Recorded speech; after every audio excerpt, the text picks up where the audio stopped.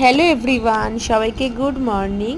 আজকে নতুন একটি ব্লগে তোমাদের সাথে নতুন একটি দিন স্টার্ট করলাম।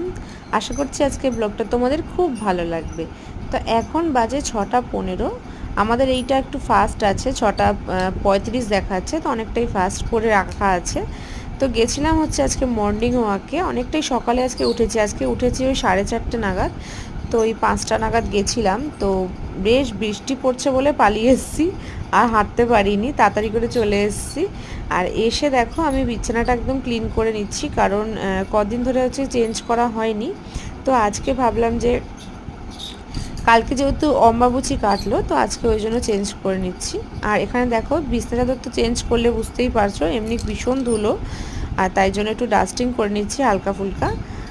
আর তারপরে হচ্ছে গিয়ে রান্না বান্না বসাবো। আর আজকে তো বৃহস্পতিবার, অনেক ঠাকুরের বাসন টাসন সব মাজার আছে, তো সেইগুলোও করব। তো চলো তোমরা দেখতে থাকো আজকের ব্লগটা। তো এবার দেখো, কালকে যে রাতে চিয়া সিড ভিজিয়েছিলাম, মানে সরি, চিয়া সিড আর ফ্ল্যাক্স সিড দুটো একসাথে আমার করা আছে যদিও, তো সেটাই আর কি গরম জল দিয়ে এখন একটু খেয়ে নিচ্ছি। তো আর এখন রান্নাও দেখো বসিয়ে দিয়েছি।